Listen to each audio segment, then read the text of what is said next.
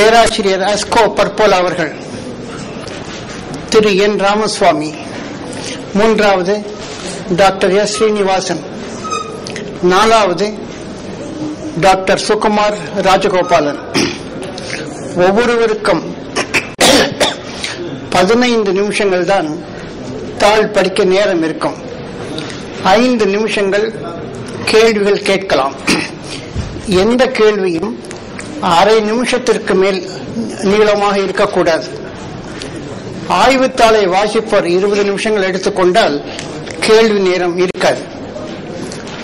I now request the first speaker, the illustrious scholar from Finland, who is the foremost expert on the Indus script in the world, to address this session on his subject. Professor Parpala. Mr. Chairman, thank you. The Indus civilization had a script which, with its around 400 known graphemes, can be assumed to be a logosyllabic writing system, as all other early writing systems in existence around 2500 BC. The presence of Dravidian loanwords in the Rig Veda, combined with the presence of a North Dravidian language, Brahui, in the Indus Valley and Balochistan, makes Proto-Dravidian the most likely alternative for having been the main language of the Indus civilization. In my book of 1994, I have proposed cross-checked Proto-Dravidian readings for some 24 Indus signs. Various fish-shaped signs occur frequently on Indus seals. Because fish is never spoken of in the seals of Mesopotamia, which had trading relations with the Indus civilization, the fish signs are likely to have a rebus function and express phonetic values. Proto-Dravidian mean fish is homophonous with Proto-Dravidian mean star. Many signs occurring immediately before the plain fish sign, as well as diacritical marks modifying the fish sign, for instance a roof over fish, can be interpreted in the same way, with the resulting compound words attested as names of heavenly bodies in Old Tamil texts, the earliest surviving Dravidian literature. Recently, I suggested one further Dravidian interpretation along these lines. A sign that depicts a hoofed animal's hind leg occurs before the plain fish sign. Old Tamil tar, leg, is attested as a star name in Purananuru 395, while the Toda cognate tor denotes thigh of animal's hind leg. While presenting this in a conference in Korea, I concluded, thus tal may well be the right reading for the hind leg sign, but it should be tested against other contexts. One such context is the seal M290, which is promising in this respect, that here the hind leg precedes a sign that can be pictorially recognized. It depicts an animal with large upright ears and an upright tail ending in a tuft hair, either dog or more likely wild ass.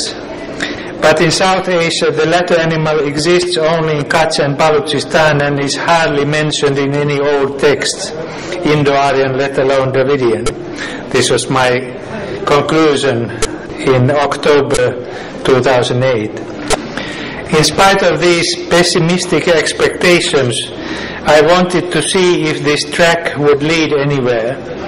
The resulting investigation led to a longer article on the Asiatic wild asses that has just appeared, I think, written with detailed documentation in collaboration with Juha Janhunen. Here I will summarize some of my main conclusions and develop them a bit further. The above-mentioned mammal sign occurs 9 times in Mohenjo-daro and 9 times in Harappa. From the more realistic renderings, I had come to the conclusion that the animal most likely is the Asiatic wild ass, Equus hemionus, though I could not find a parallel to the tail head held in an upright position.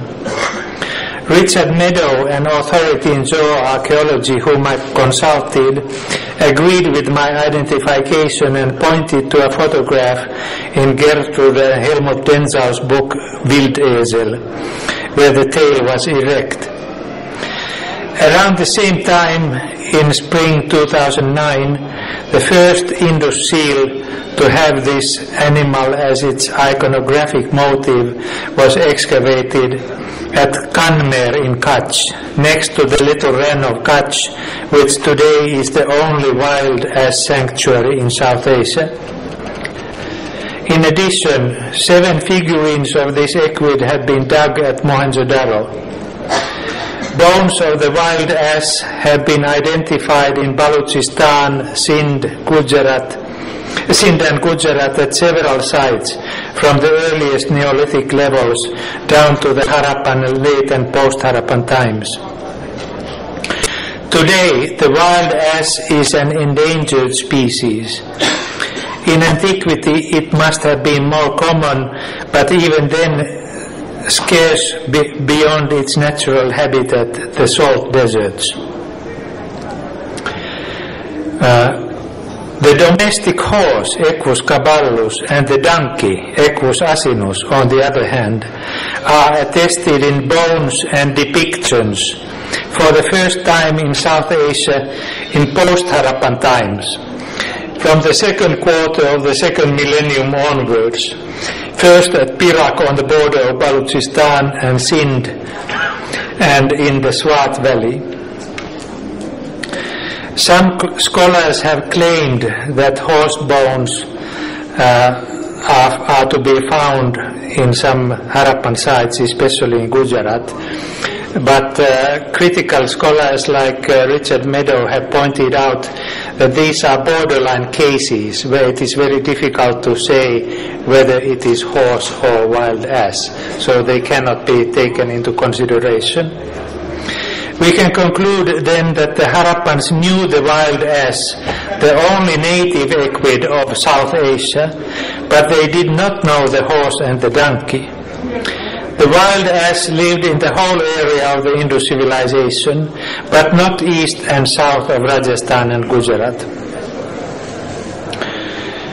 Old Tamil Karudai, donkey, has cognates in Malayalam, Kota, Toda, Kannada, Kodagu, Tulu, Telugu, Kolami, Naiki, Parji, Gondi and Kuvi.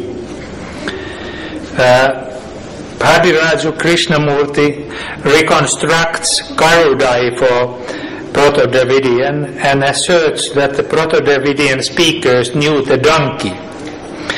This is anachronistic if the Indus civilization was Dravidian speaking and if Proto-Dravidian dates from the early 3rd millennium BCE as Krishnamurti thinks probable, since the donkey was introduced to South Asia during the first half of the 2nd millennium BCE. But Karudai could originally have denoted wild ass, which was known